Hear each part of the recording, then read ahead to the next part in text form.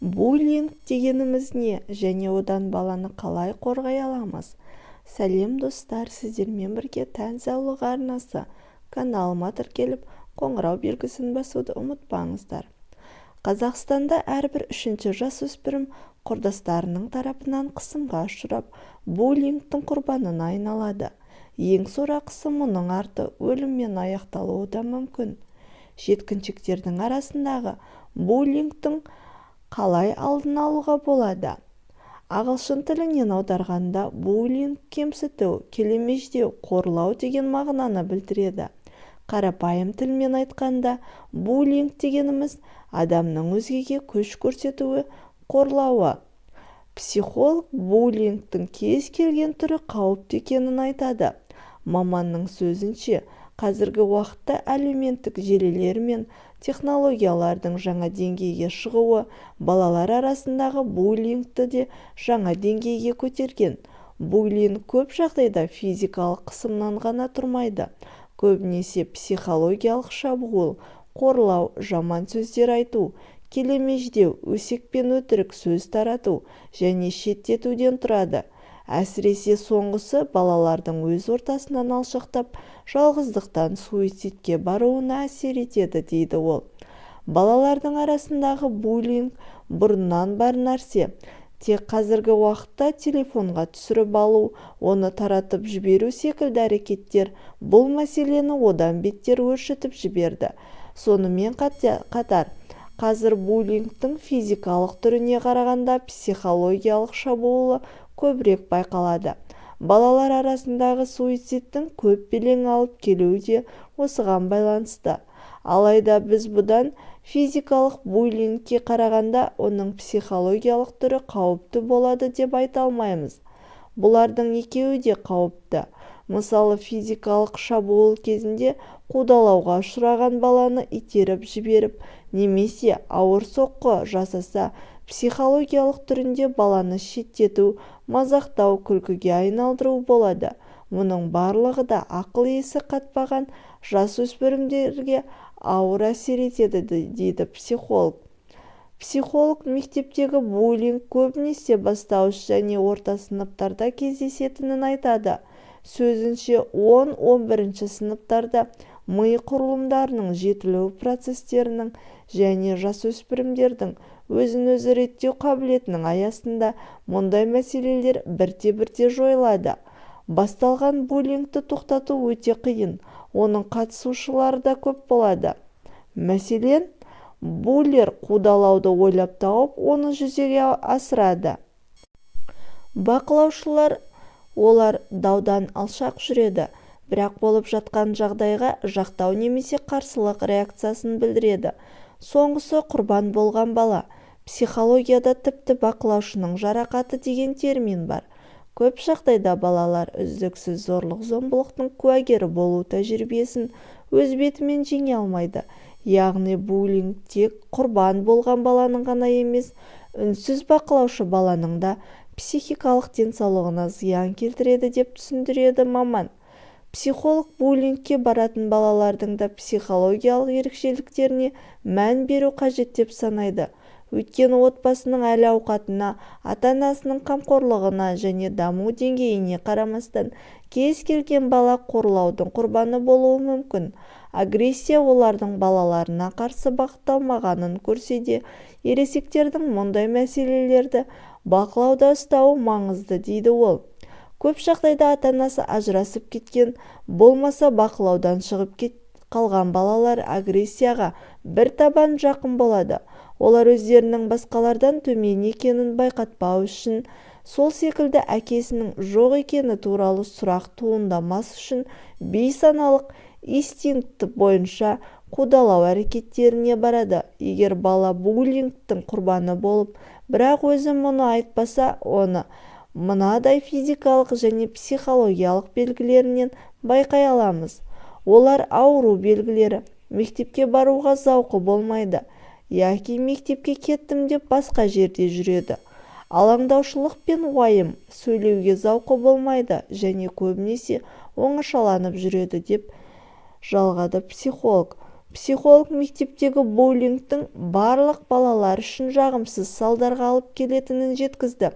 Сондай-ақ отбасындағы тәрбиенің де баланың өсіп жетілуіне, оның үйден шыққандағы әрекетіне толық әсер етеді. Әр отбасының тәрбиесі әр алуан болатыны түсінікті. Ата-ананың барлығы баласына дұрыс тәрбие беріп, түзу жолда жүрсе екен дейді. Үйде баланың өз бетімен шешім қабылдауына мүмкіншілік беру қажет. Кейде баланың бетінен қақпай көкке көтеріп өсірудің өзі теріс әсер ететін жағдайлар кездеседі. Сонымен қатар авторитарлық отбасылар болады. Баланы қысып ұстау, оның пікірін тыңдамау, ұрып-соғу деген секілді. Осындай жағдайларда бала ішінде жиналып қалған агрессиясын сыртқа шығарады. Бұл мектепке келіп басқа балаларды кемсітумен, мазақтаумен көрініс табуы ықтимал. Психологтың сөзіне сүйенсек, жасөспірімдер арасындағы буллинг кешенді тәсілді қажет ететін мәселе. Мектептегі қудалаумен бала жалғыз өзі емес, бүкіл тарап оқушының өзімен қатар ата-ана мен мұғалім де күресуі керек. Буллингке ұшырағандарға айтылатын алғашқы кеңес маманның көмегіне жүгінген жөн. Психолог бұл мәселелерді жік-жікке бөліп айтып береді. Алдымен ата-анасы не істеу керек, осыған тоқталайық. Қорлық көрген баланың ата-анасы көп жағдайда кінә, ұят, ашу және әлсіздік секілді сезімдерді басынан өткереді. Осыған байланысты кейде қолдау мен жанашырлықтың орнына олар «Неге қарсы жауап бермедің? Әлсіз болма, өзің кінәлісің» деген секілді сөздер айтып, баланың өзін айыптайды. Бұл кез келген отбасының басынан өтуі мүмкін екенін ұмытпау шарт. Бұл жерде ешкімнің кінәсі жоқ, әсіресе баланың. Керісінше мына сөздер бала мен ата-ананың әңгімесінің оң әсер етеді. Мен саған сенемін. Бұл балаға кез келген жағдайда өзін жалғыз емес екенін ұқтырады. Бұл сенің кінәң емес. Осы арқылы балаға мұндай мәселеге тап болып тұрған өзі ғана емес екенін түсіндіруі маңызды. Мен сені жақсы көремін және енді қайта қауіп төнбес үшін барлығын жасаймын. Бұл балаға қорғаныш сезімін ұялатып, болашаққа үмітпен қарауына көмектеседі.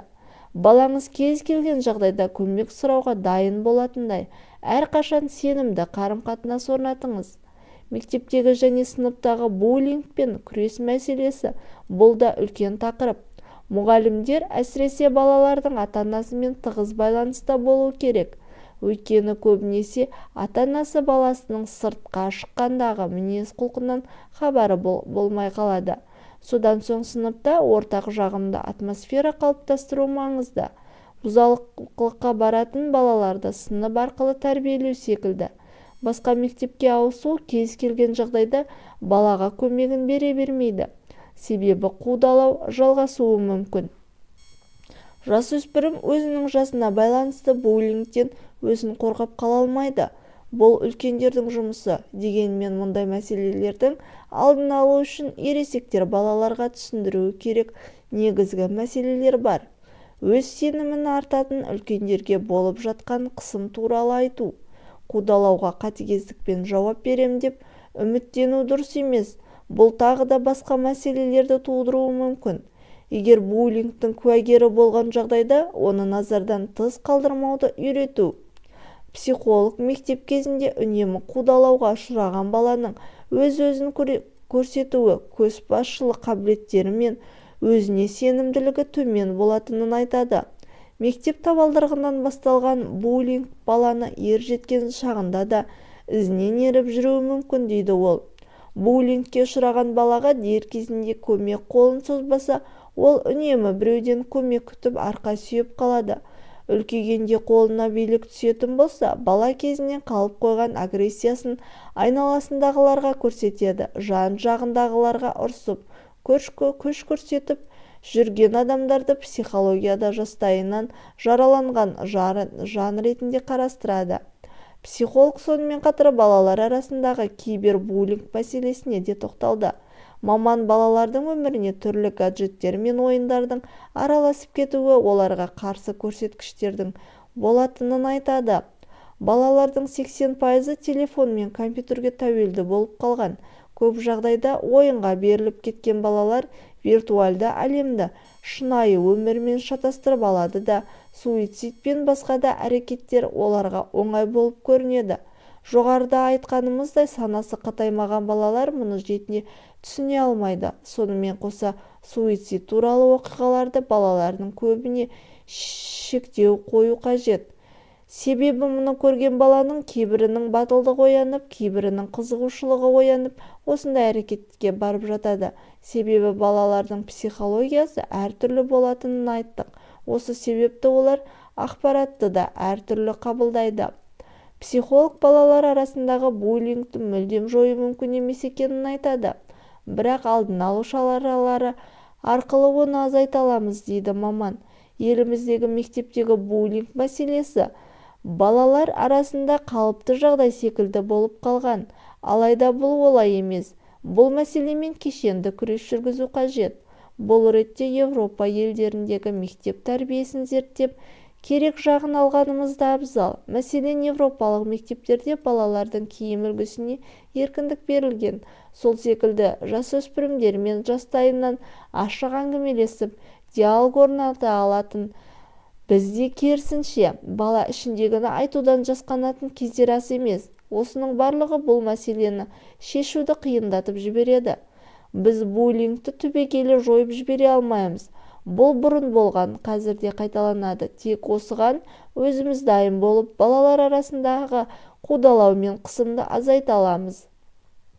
Психолог сөзін түйіндей келе, әрбір ата-анаға өз баласымен ашық әңгімелесуді, мектеп қабырғасында өзі немесе басқа балаға қысымға ұшыраса, не істеу қажет екенін түсіндіруге кеңес береді. Сонымен бірге баланың өзі агрессорға айналып кетпес үшін айналасына деген құрмет пен сүйіспеншілікті арттыру деп қажет екенін санайды.